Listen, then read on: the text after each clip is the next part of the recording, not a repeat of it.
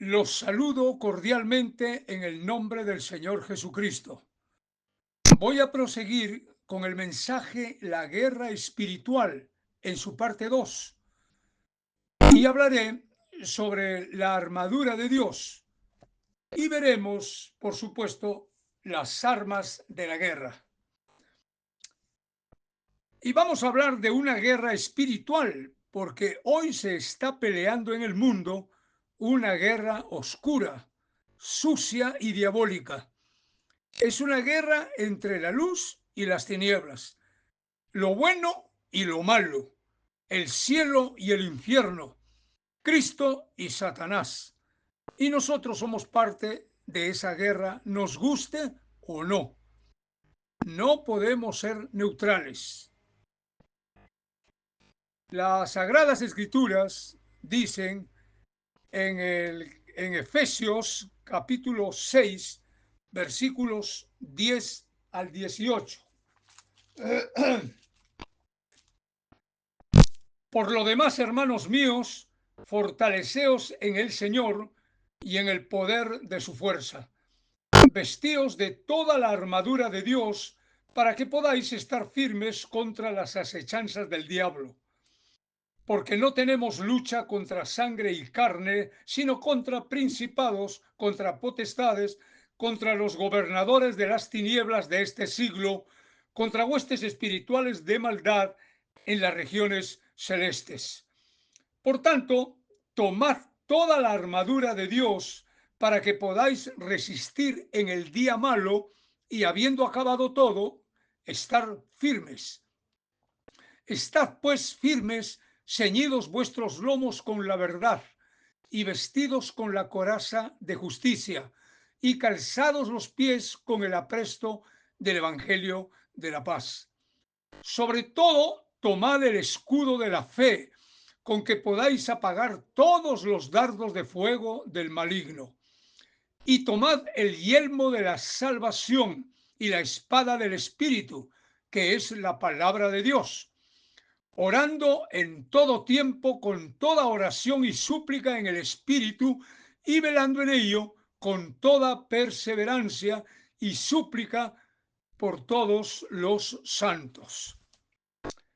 Escuchen, hermanos, la iglesia no es un crucero de placer, sino un barco de batalla.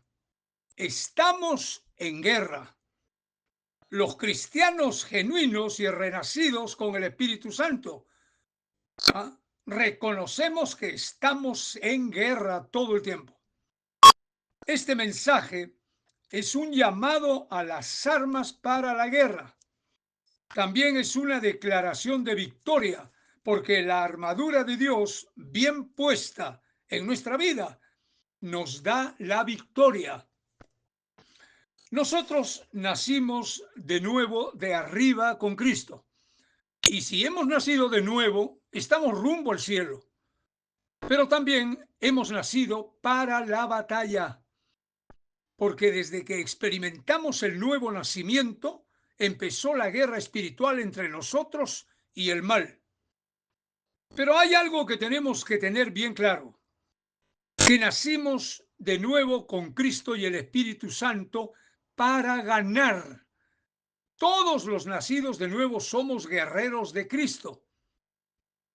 Esta guerra espiritual no solo le compete a los pastores, a los evangelistas, a los misioneros.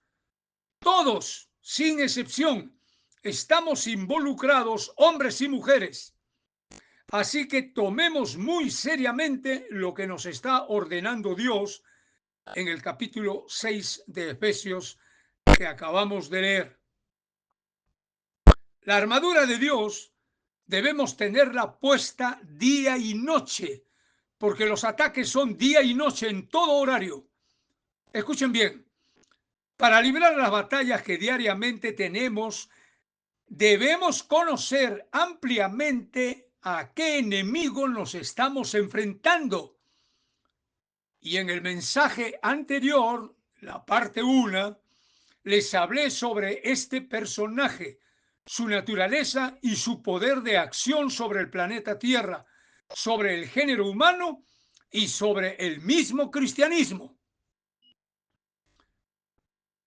Ya la Biblia nos describió quién es Él, cómo es Él y cómo actúa ferozmente y cruelmente. Este enemigo es real y es poderoso. La Biblia lo llama diablo y Satanás y es un adversario destructivo. Su misión es robar, matar y destruir. Lo dice el mismo Señor Jesucristo. Si el mundo se burla de este personaje y lo minimiza, nosotros no. Sabemos quién es Él. A este enemigo nos enfrentamos y tiene un tremendo y enorme ejército de demonios a su servicio. Pero nosotros no debemos intimidarnos ni amedrentarnos porque la Biblia dice, aunque un ejército acampe contra mí, no temerá mi corazón. ¿Por qué? Porque la Biblia dice que Dios no nos ha dado espíritu de cobardía, de temor, sino de poder, de amor y de dominio propio.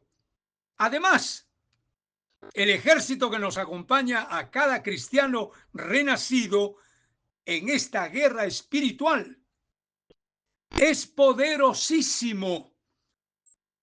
Tenemos el Espíritu Santo,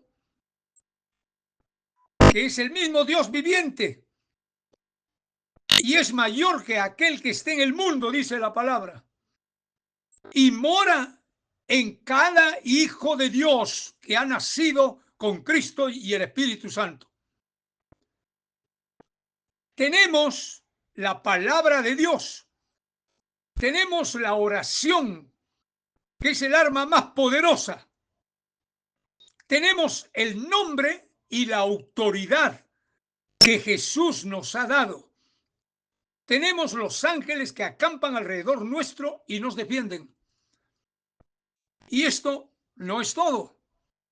El Altísimo Dios nos ha dado una armadura poderosa para llevarla bien puesta y ser más que vencedores.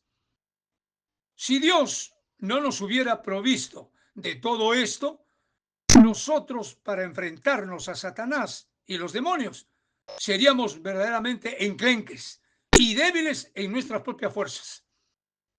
Así que ahora veremos a la luz de la palabra de qué se trata cada parte de la armadura que Dios nos ha dado y nos ha ordenado revestirnos de ella, porque Él sabe que estamos librando una guerra interminable hasta el instante mismo que Cristo recoja o arrebate a su iglesia.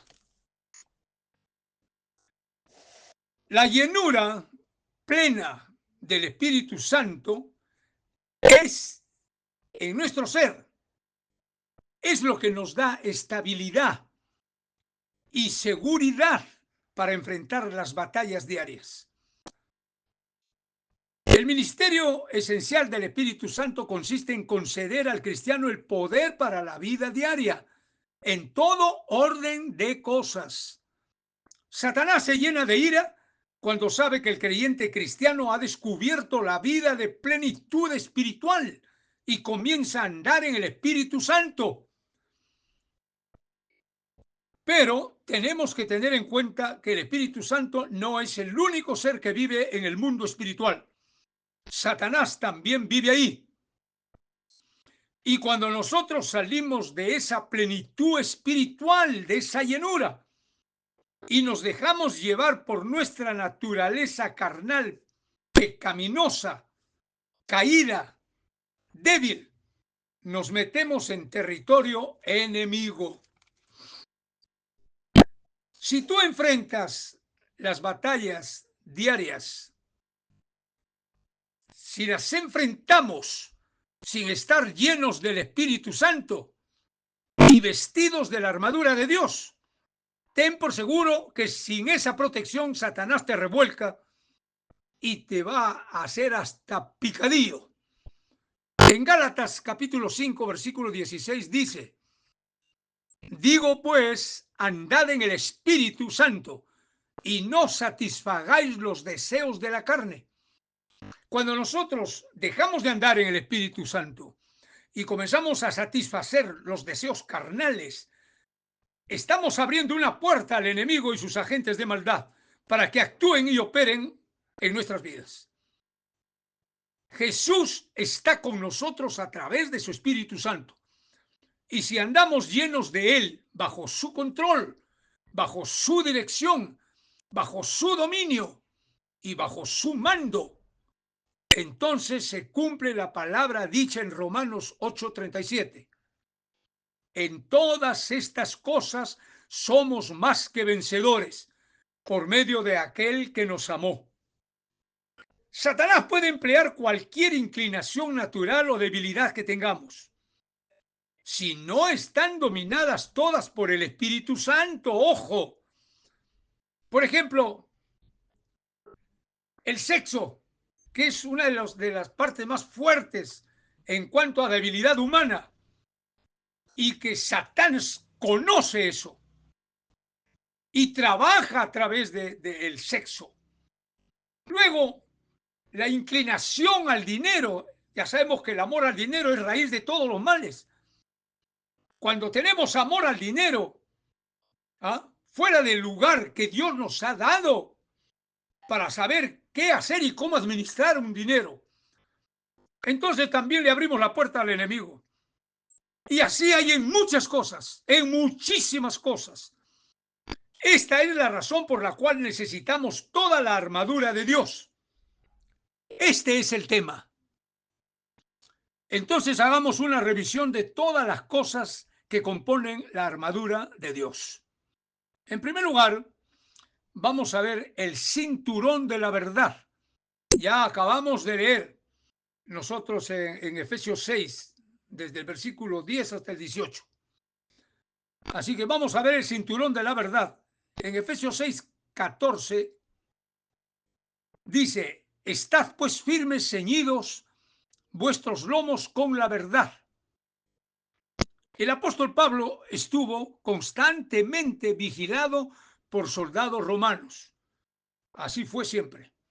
Es ahí cuando Pablo observó detenidamente la armadura del soldado romano y la puso como ejemplo de la armadura que Dios tiene para que el cristiano luche contra Satanás y los demonios.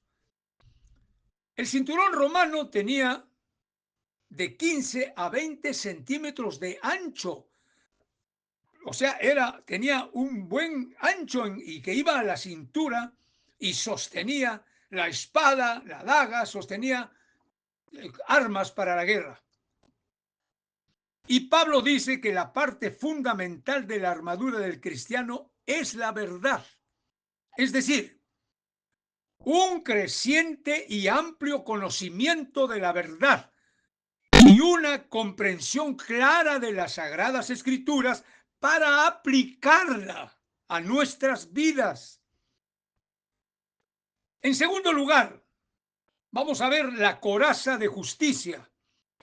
En Efesios 6, 14b, porque 14a es lo que hemos visto sobre el cinturón, en Efesios 6, 14b, y dice: y vestidos con la coraza de justicia.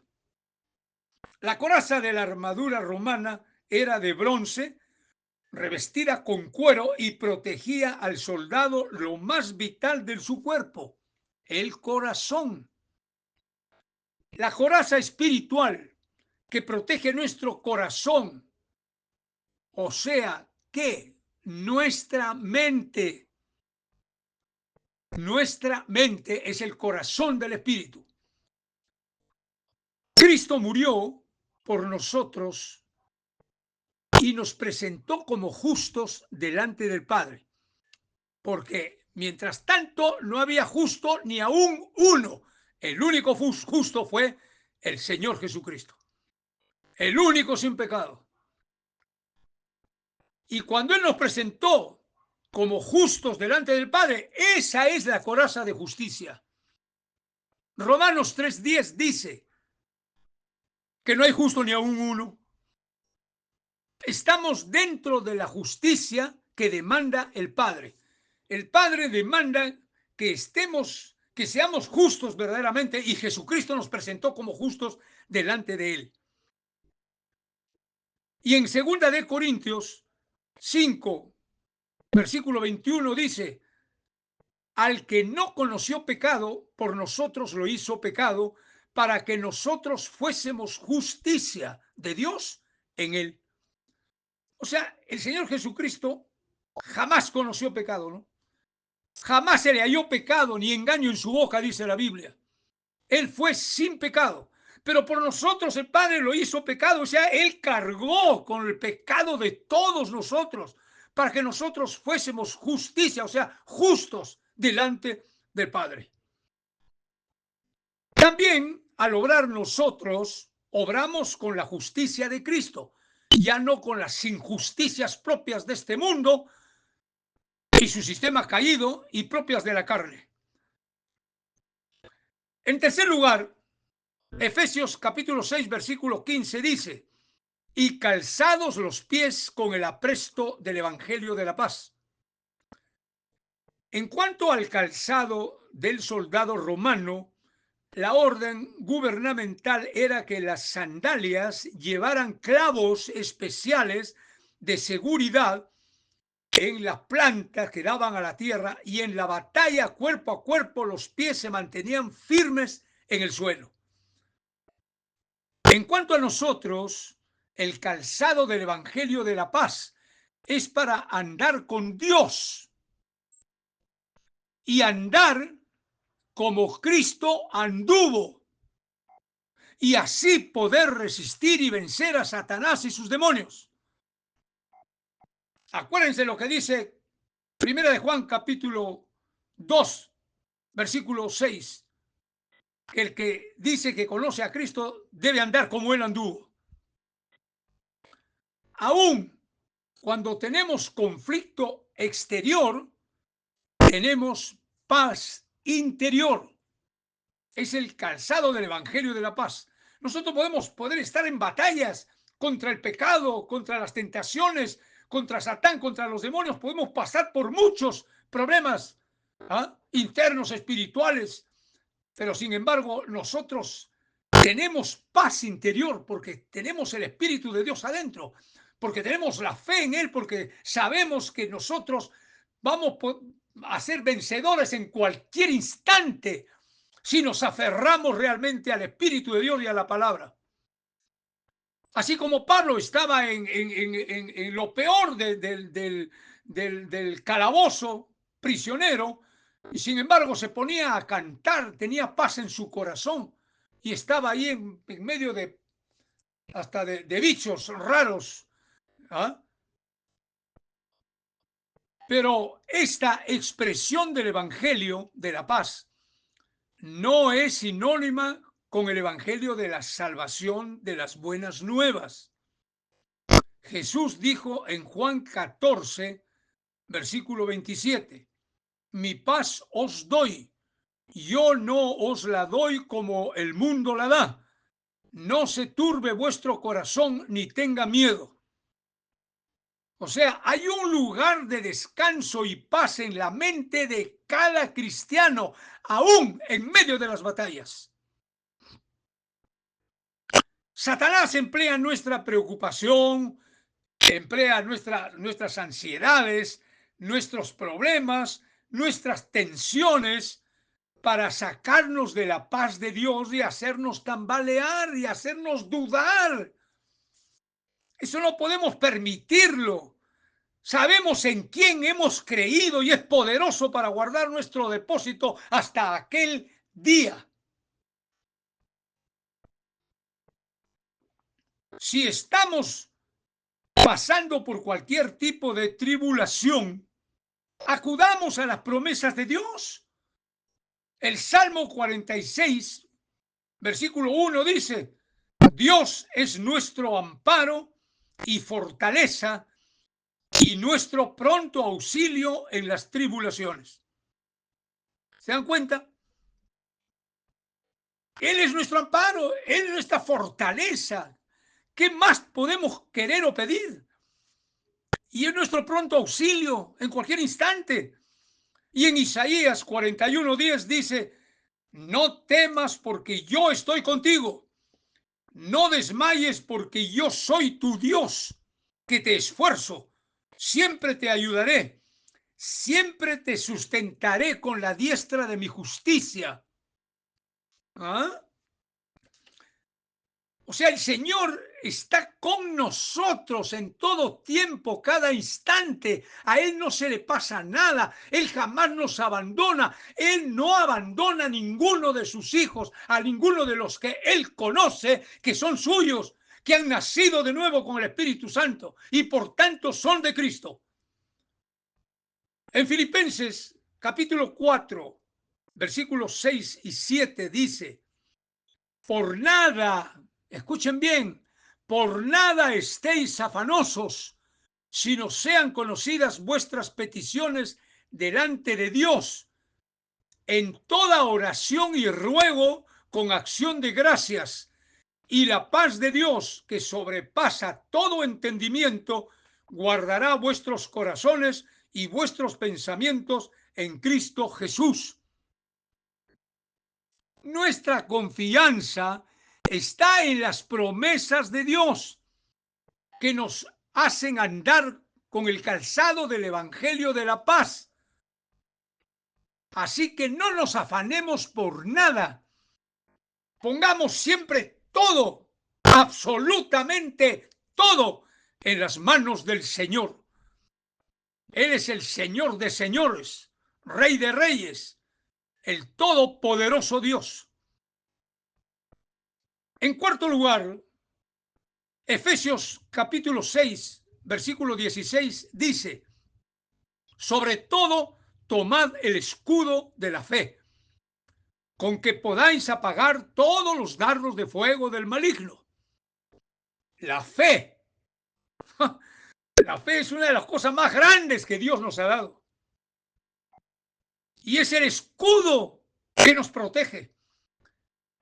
El escudo del soldado romano medía generalmente medio metro de ancho y metro y medio de largo, y lo empleaban para apagar los dardos de fuego que venían del enemigo. Ellos levantaban inmediatamente sus tremendos escudos y las flechas caían prendidas, caían en los escudos. ¿Ah? Y además lo usaban para apagar los dardos de fuego y rechazar cualquier arma que lanzaba el enemigo. Satanás siempre está disparando sus dardos de fuego contra nosotros, contra los cristianos, no contra los cristianos entre comillas, no contra los cristianos que nunca nacieron de nuevo y que solamente son religiosos y viven una vida de cristianismo, de inercia y de costumbre. Él los conoce. Él está lanzando sus dardos de fuego sobre aquellos que sabe que son de Cristo y que caminan con Cristo y que han nacido de nuevo. Porque el Señor dice en su palabra: por sus frutos los conoceréis, y Él sabe eso.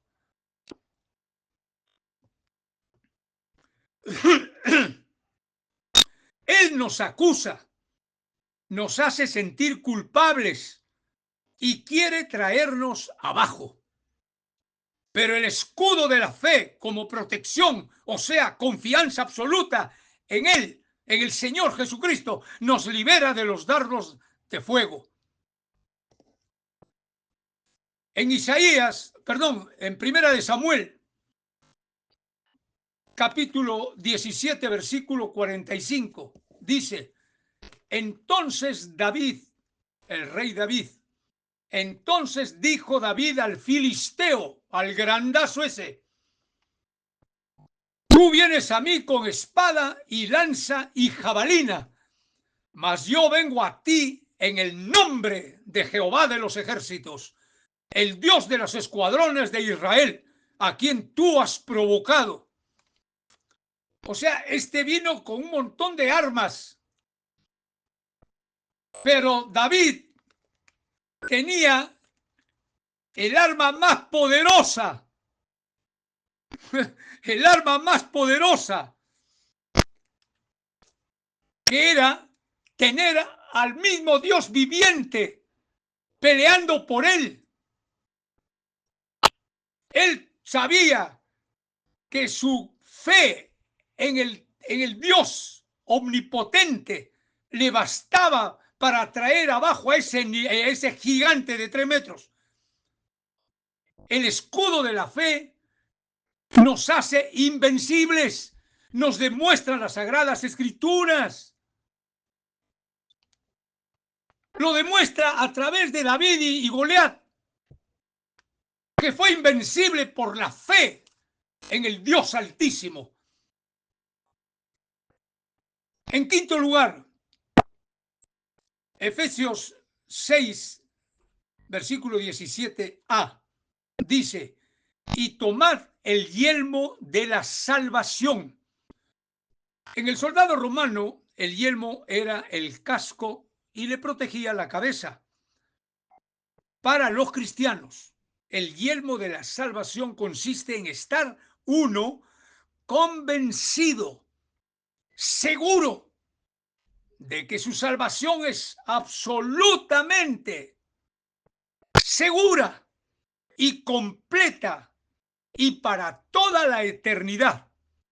Nadie le va a quitar su salvación, nada ni nadie, ni lo alto ni lo profundo, ni lo pasado, el presente, el futuro, ni ningún demonio, ni Satán, ni nadie puede quitarle la salvación. No la puede perder jamás, porque el que nació de nuevo con el Espíritu Santo, el Espíritu Santo entró en su ser para no salir nunca más. Jesucristo lo dice en el capítulo 14 de Juan. Dijo: no los dejaré huérfanos, no los dejaré solos, les enviaré el Espíritu Santo. Él estará en vosotros y con vosotros, estará en cada uno de ustedes para siempre. Con esas palabras, jamás nos va a dejar. Nosotros podemos contristar al Espíritu Santo, y cuántas veces lo habremos hecho, pero Él jamás se va a ir. Por eso dice: no contristéis al Espíritu Santo, con el cual fuisteis sellados para el día de la redención, para ese día final, para ese día del arrebatamiento, de la primera resurrección. No debemos contristarlo. Él no se va a ir, Él se entristece, pero Él jamás nos va a dejar. Por eso el que ha nacido jamás pierde su salvación. Y aquellos que están viviendo una vida doble, mezclando las cosas santas y sagradas de Dios con las cosas profanas de este mundo y viviendo en su carne, no va a perder ninguna salvación, jamás la tuvo. Él no es cristiano, no tiene el Espíritu de Dios, por tanto no es de Cristo, ni es salvo tampoco. En Juan, capítulo 10, versículo 27 al 30, dice el mismo Señor Jesucristo: mis ovejas oyen mi voz, y yo las conozco, y me siguen, y yo les doy vida eterna, y no perecerán jamás, ni nadie las arrebatará de mi mano. Mi Padre que me las dio es mayor que todos, y nadie las puede arrebatar de la mano de mi Padre. Y yo y el Padre uno somos. El Señor Jesucristo se está refiriendo a sus ovejas, a aquellos que Él conoce que son suyos, aquellos que han nacido de nuevo con el Espíritu Santo y caminan con Cristo, viven para Cristo y andan como Cristo anduvo, a pesar de lo que pase en nuestra vida, a pesar de las batallas, a pesar de todo. ¿Se dan cuenta? Jesucristo no está hablando ahí de las cabras, porque hoy la iglesia cristiana a nivel mundial, esa corporación cristiana, hay un sinnúmero de cabras y que siguen a falsos profetas, a falsos pastores, a falsos líderes, a falsos maestros. Son cabras. No conocen la Escritura porque ni aunque la lean no la entienden porque no tienen el Espíritu Santo. Pero las ovejas del Señor Jesucristo, como dice él, ellas oyen mi voz. Ellas sí oyen mi voz. Conocen mi voz. Conocen la Escritura. La entienden por causa de la enseñanza de la unción santa que es el Espíritu Santo. Y dice, y yo las conozco. Ellas me siguen. Y yo les doy vida eterna y jamás van a perecer. Nadie las va a arrebatar de mi mano. Bendito sea el Señor. Hermanos queridos, nosotros sabemos por las mismas Sagradas Escrituras que si un cristiano renacido con el Espíritu de Dios comete un pecado grave, ya sabemos que el pecado es pecado delante de Dios, sea pequeñísimo o sea del tamaño de una montaña. Pero si cometemos un pecado grave, nos arrepentimos de todo corazón, el Espíritu Santo nos lleva al arrepentimiento, nos redarguye, nos reprende, nos exhorta, nos corrige, nos ilumina, nos comienza a hablar, a enseñar, a hacer recordar de que somos hijos de Dios y que no podemos vivir así. Y entonces nos procedemos a pedir perdón a Dios. Nos arrepentimos de corazón. Y el arrepentimiento genuino y verdadero, y siempre lo he dicho y lo digo, es un verdadero cambio de actitud radical, abandono de ese pecado y orar al Señor para no volverlo a cometer. Cuando hay arrepentimiento verdadero, hay perdón de parte del Señor para sus hijos. Ahora, tenemos que ver otro punto, que si el cristiano renacido persiste en un pecado X, aunque esté haciendo otras cosas conforme a la voluntad de Dios, pero se ha metido en algún pecado X y está en eso metido y está pensando y está cavilando y está actuando,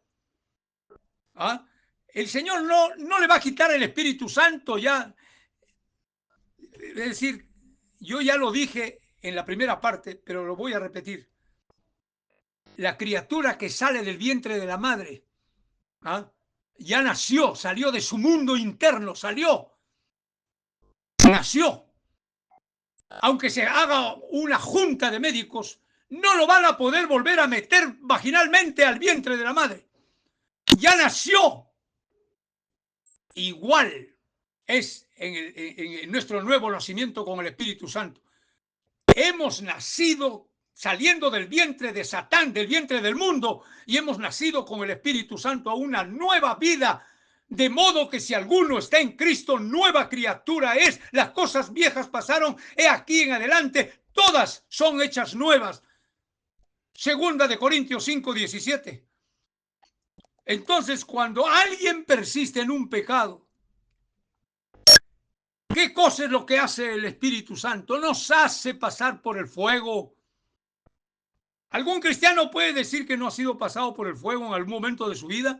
Yo tengo 47 años en los caminos del Señor y he sido pasado por el fuego. Y bendito sea el Señor, porque esas experiencias lo vuelven a uno, pero a prenderse del Señor. ¿Se dan cuenta? Entonces el Señor nos hace pasar a cualquier cristiano que persista en el pecado, lo hace pasar por el fuego, lo hace morder el polvo para que él pueda meditar, reflexionar, recapacitar y actuar. Entonces volverse al Señor con un arrepentimiento verdadero, pedir perdón y ponerse en oración para no volver a eso y abandonarlo para siempre. Y así sucede. Uno lo abandona para siempre. En Primera de Corintios capítulo 5, versículo 5, dice, cuando un cristiano, era un cristiano renacido de la iglesia de Corinto, se vivía con la mujer de su padre y los de la iglesia se hacían de la vista gorda, hasta los dirigentes. Pero Pablo los cuadró. La Biblia dice en 1 Corintios 5, versículo 5, cuando los reúne Pablo a ellos, le dice, el tal, por el hombre que se vivía con la mujer de su padre, el tal sea entregado a Satanás para destrucción de la carne, a fin de que el espíritu sea salvo en el día del Señor Jesús. Entonces, si ese cristiano, la Biblia, él no esperó morir para que sea salvo en el día del Señor. Él recapacitó, pensó, porque más adelante el apóstol Pablo lo llamó al ministerio, y trabajó con él. Escudriñen la Escritura. La salvación no dependerá jamás de las obras, como pretenden algunas sectas y religiones, que con las obras podemos alcanzar la salvación y el reino eterno. No, jamás va a depender de las obras. Depende de lo que Cristo hizo por nosotros en la cruz del Calvario. Nada más.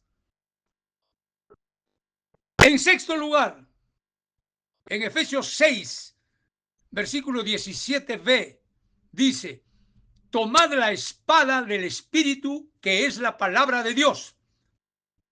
La espada del soldado romano era el arma más ofensiva en las guerras antiguas. Tenía filo por ambos lados, era de 60 centímetros de largo y terminaba en una punta aguda para penetrar bien al enemigo. Los romanos ganaban las batallas porque tenían dominio sobre el manejo de la espada. Hasta en películas se ve eso, cómo dominan la espada los soldados romanos, cómo entrenaban para manejar bien la espada. O sea, tenían realmente dominio sobre el manejo de la espada. Y así también tiene que ser en cuanto a la palabra de Dios. La palabra de Dios, dice la Biblia, es viva y eficaz y más cortante que toda espada de dos filos. Así que el cristiano no solo debe tener amplio conocimiento de las Sagradas Escrituras, sino que debe ser perito en manejar la palabra. Así como el soldado romano era perito y tenía dominio sobre el manejo de la espada, los cristianos igualmente debemos ser peritos en el manejo de las Sagradas Escrituras. ¿Por qué? ¿Y para qué? Para predicarla a los perdidos, para enseñarla y edificar a los hermanos en la fe, para estar listo en defensa de la fe contra los que se oponen, las sectas, las religiones, los ateos.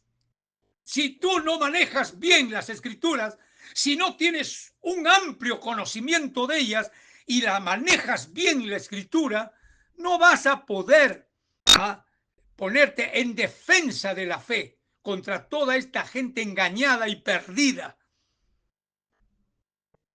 Todos estos se oponen.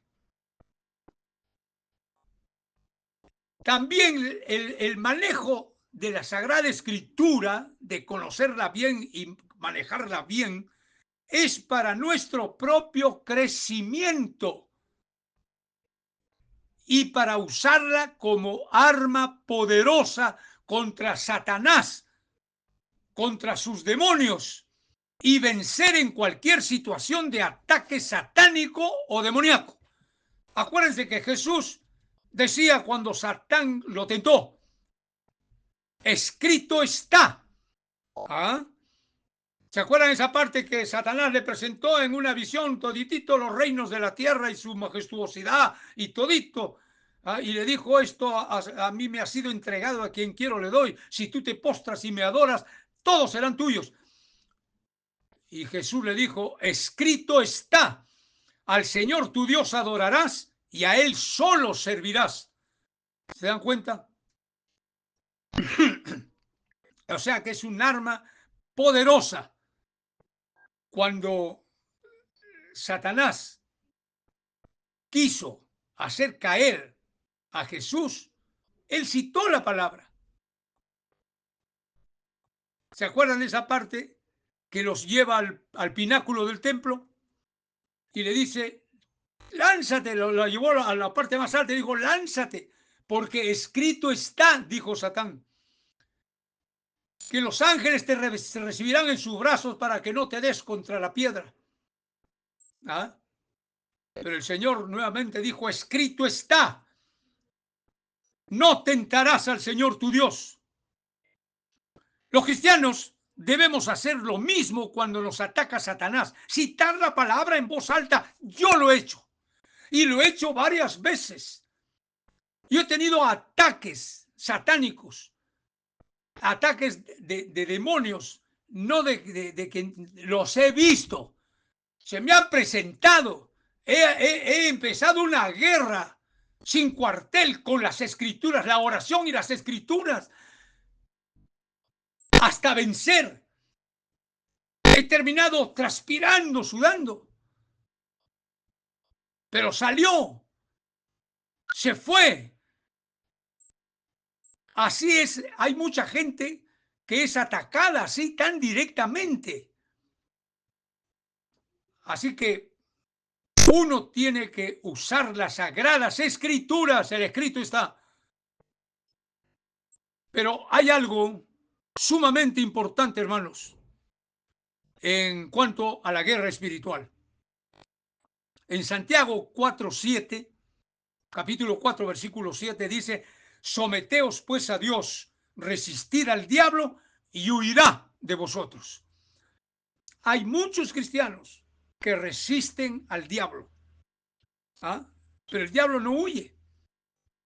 Se ríe en su cara, lo ataca más. ¿Por qué? Porque se han olvidado, el cristiano se ha olvidado la primera parte del mandato del Señor, que es, someteos pues a Dios. Primero hay que someterse a Dios en obediencia, en santidad, en pureza, en fidelidad, en integridad, en una entrega total, haciendo lo que a Él le agrada. Nosotros tenemos que someternos a Él. Entonces es ahí cuando lo resistimos al diablo y a todos sus esbirros y van a huir. No porque seamos nosotros fuertes, porque simplemente saben que quién es el que está hablando en ese instante. Es un hijo de Dios sometido al Señor, entrenado por el Señor a través de las Sagradas Escrituras, a través del Espíritu Santo. Y en el Espíritu Santo somos más que vencedores. En séptimo lugar y último lugar, Efesios capítulo 6, versículo 18 dice, orando en todo tiempo, con toda oración y súplica en el Espíritu, y velando en ello con toda perseverancia y súplica por todos los santos. ¿Por qué nos dice que nosotros debemos orar en todo tiempo? En otro contexto dice, en todo lugar. En otro contexto dice, sed perseverantes en la oración. En otro contexto dice, orad sin cesar. Porque la palabra y la oración son las armas ofensivas del cristiano. Jesús dijo en Mateo capítulo 26, versículo 41, velad y orad, el espíritu a la verdad está dispuesto, pero la carne es débil. Velad y orad para que no entréis en tentación, lo dice el Señor. El espíritu a la verdad está dispuesto, pero la carne es débil. La espada del espíritu y la oración son las armas ofensivas del cristiano. Nosotros podemos ganar batallas por medio de la oración. La oración incluso nosotros pedimos, Señor, dame hambre y necesidad de escudriñar tu palabra cada vez más y más, cada día de mi vida, así como cada día me levanto a tomar desayuno, a almorzar, a cenar, a alimentar mi cuerpo físico. Necesito alimentar mi alma, mi espíritu, Señor, mi mente, mi corazón. Por eso, Señor, dame hambre de comer tu palabra. Por eso la oración incluso es la primera arma ofensiva para el enemigo. Un hombre, una mujer cristianos que oran, que doblan sus rodillas siempre, él tiembla. Tiembla, saben que estamos en contacto directo con el Señor, en una relación íntima y estrecha con Él, clamando, pidiendo y suplicando al Señor. Recuerden lo que dice Efesios capítulo 6, versículo 12.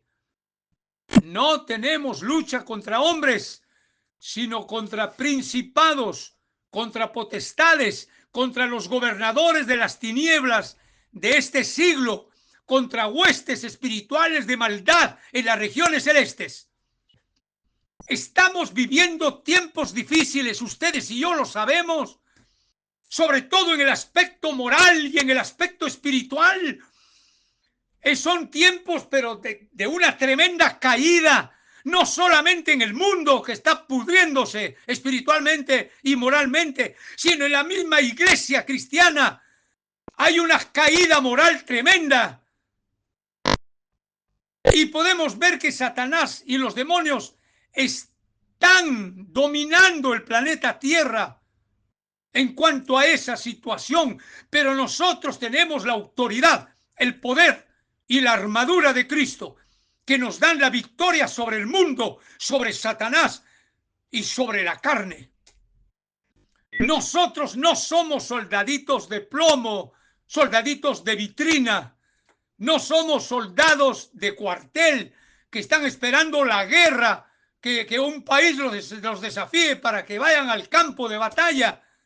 Nosotros somos guerreros de Cristo. Guerreros, repito, ya lo he dicho, viene de guerra. Y el soldado de Cristo es un guerrero que está en pleno campo de batalla desde que abre sus ojos hasta que los cierra en la noche. Finalmente quiero concluir, quiero decirles esto. La Biblia dice en 1 de Juan capítulo 3, versículo 8 y 9, el que practica el pecado es del diablo, y todo aquel que es nacido de Dios no practica el pecado porque la simiente de Dios permanece en él.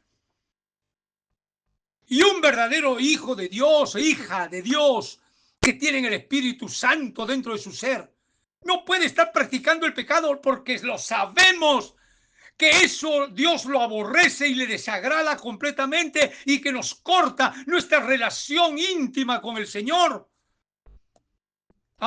Además, el que tiene el Espíritu de Dios, dice la palabra, no puede estar practicando el pecado porque la simiente de Dios, o sea, el Espíritu Santo, permanece en cada hijo y en cada hija de Dios.